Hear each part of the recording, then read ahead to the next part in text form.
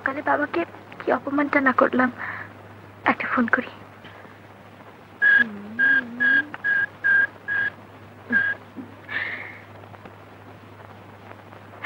Hello বাবা।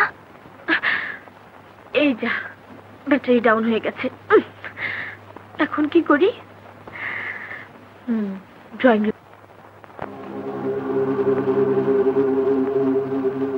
ভাব আসছে না কেন? কবিতার ছন্দ মেলাতে পারছি না, কি করা যায়?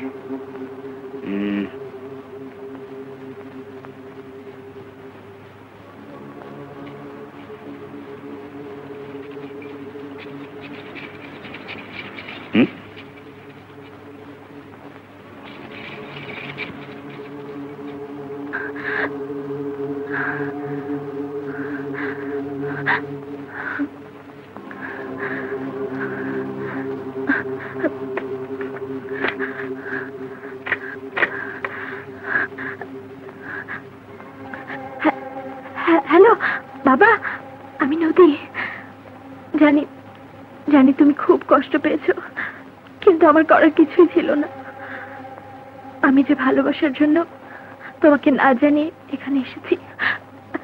হ্যাঁ, এটা কবি মঈন চৌধুরীর বাসা। আমার জন্য কোনো চিন্তা করো না।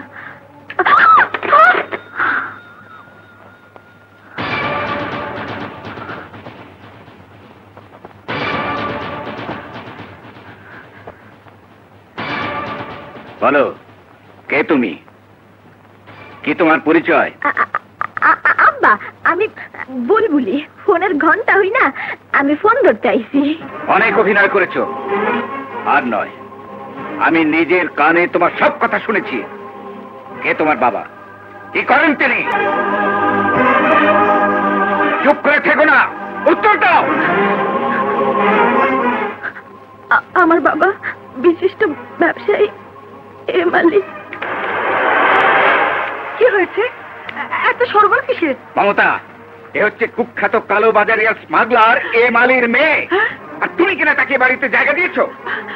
আমি এত কিছু জানতাম নাকি? এখন যখন পরিচয় জেনেছো, তখন এই মুহূর্তে ওকে বাড়ি থেকে বের করে দাও। বুলবুলি? বুলবুলি নয়, ওর আসল নাম হলো নদী। নদী, তুমি এসব করতে গেলে কেন? মা, মা আমাকে মাফ করে দিন, আমাকে মাফ করে দিন মা। আমি যা কিছু করেছি সে শুধু সাগরকে পাবার জন্য।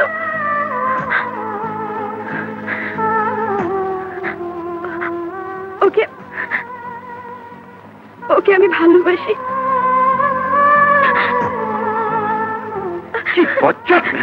ঠিক বাপের মতো। শোনো, তোমার বাবার হয়তো মান সম্মানের বালাই নেই, কিন্তু আমার আছে। এসব ঘটনার জানাজানি হলে সমাজে আমি মুখ দেখাবো কি করে? লোকেই বা আমাকে কি বলবে? তুমি এই মুহূর্তে বিদায় হও। আমাকে তাড়িয়ে দেবেন না, আমাকে দয়া করুন। সাগর, সাগর কিছু একটা করো, একটা কিছু বলো সাগর। ও কি বলবে? সাগর, তুমি নিজের ঘরে যাও, যাও। তুমি আর উত্তেজিত হও না, ভোর হলে আমি ওকে বিদায় করে দেব। তাই যেন হয়। এমন পাগলামি কেউ করে? এখন নিজের ঘরে যাও, যাও।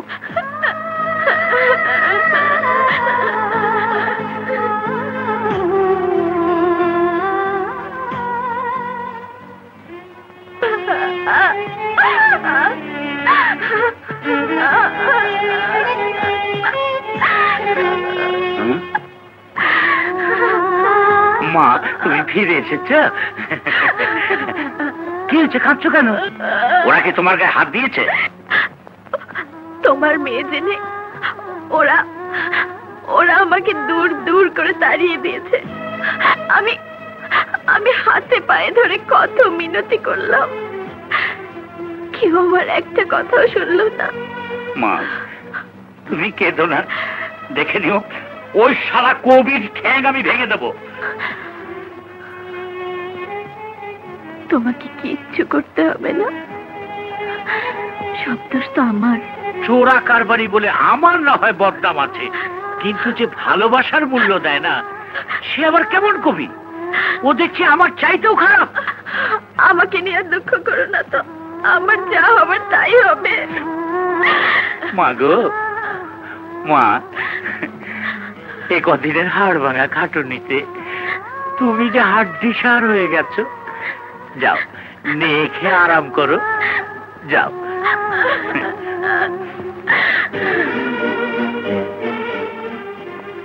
আরে আমার মেয়েটাকে সোজা পেয়ে কদিন ফ্রি খাটিয়ে নিলি, বাসন মাজালি, কাপড় কাচালি, ভাত রাঁধালি, তারপরও তোদের দয়াবায় হলো না। কবি মঈন চৌধুরী, তুই এত নিষ্ঠুর।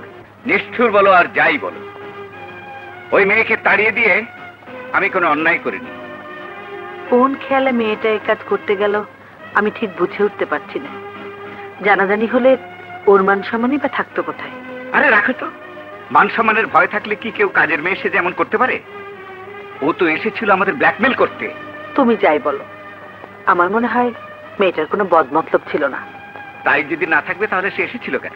দেখলে না সাগরকে জড়িয়ে কি সব কথা বলে গেল। ভাগ্যিস ছেলে আমার ওর ফাঁদে পা দেয়নি। কি হলো, তুমি আবার যাচ্ছ কোথায়? হাড়ি ছেলতে। নদী, নদী,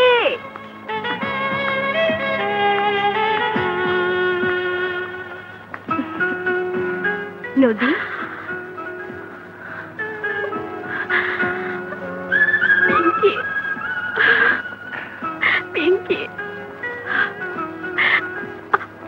আমি হেরে গেছি পিঙ্কি, কিছুই করতে পারলাম না। এরকম যে হবে তা তো আগেই বলেছিলাম, তুই তো তখন কোনো কথাই শুনলি না। সাগরের মন পেতে আমি এত কিছু করলাম, এত কিছু করলাম, আরো আমার ভালোবাসা কোনো দামই দিল না। আমি চলে আসার সময় ও শুধু চেয়ে চেয়ে দেখলো, কিছুই বললো না, কিছুই করলো না। আপা বলি, কবি সাহেবের বাড়ি থেকে গাড়ি পাঠিয়ে দিচ্ছে, এই লোন কাগজ আর চাবি। দেখলি, দেখলি তোরা কেমন মানুষ। আমি বাবার মতো মনে করে গাড়িটা নিলাম, তাও ফেরত পাঠিয়ে দিল। তুই তো অনেক কিছুই মনে করিস, তার সিনেমার নায়িকার মতো এখন আর ছ্যাঁচ করে কাঁদিস না তো।